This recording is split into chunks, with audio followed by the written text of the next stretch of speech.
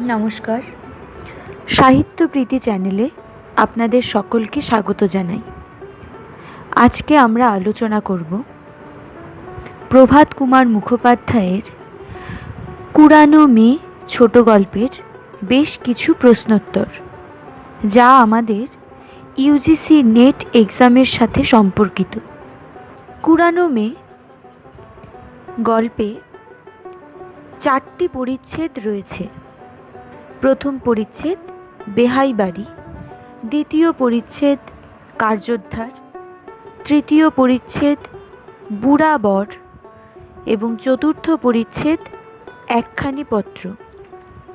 গল্পের শুরু হয়েছে অপরাহ্নকালে, শ্রাবণ মাস। গল্পের স্থান মতিগঞ্জের হাট। সীতানাথ মুখোপাধ্যায় মাঝিকে প্রথমে 1 সিকি, পরে 8 পয়সা এবং তারপরে 4 পয়সা বের করে দেন। মাঝির পরিবারে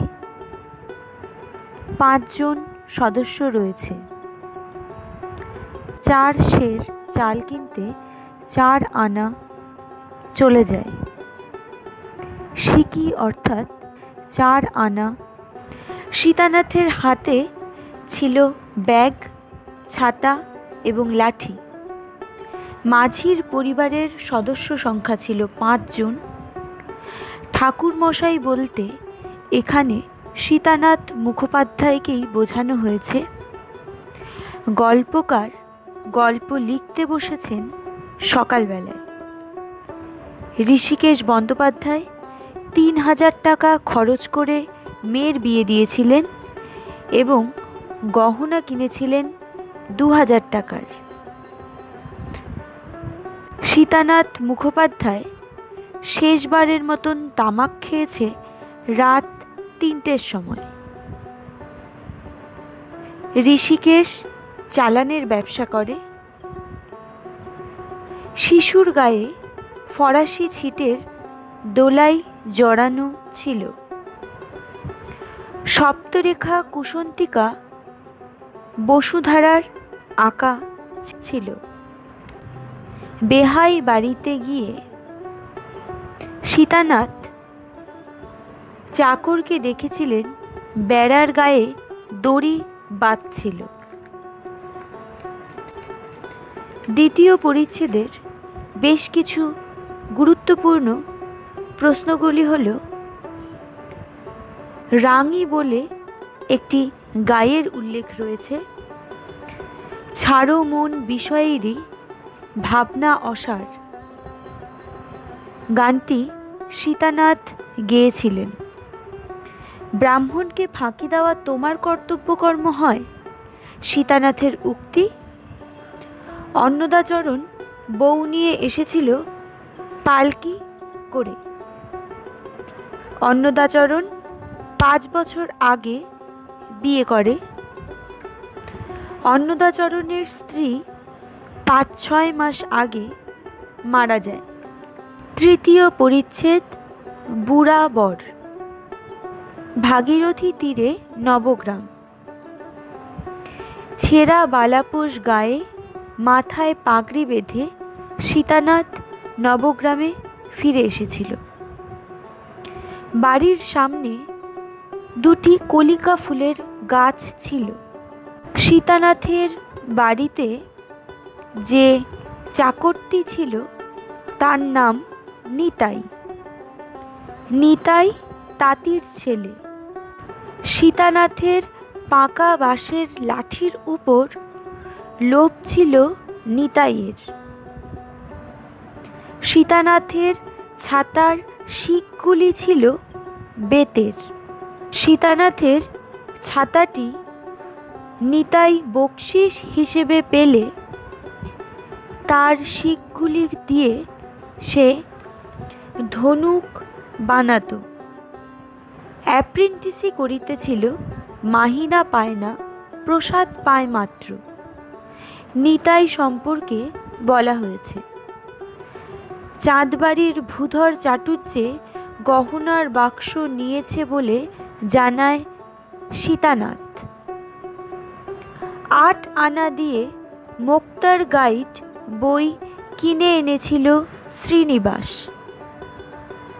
অন্নদাচরণ এলে ফেল করা নব্য যুবক।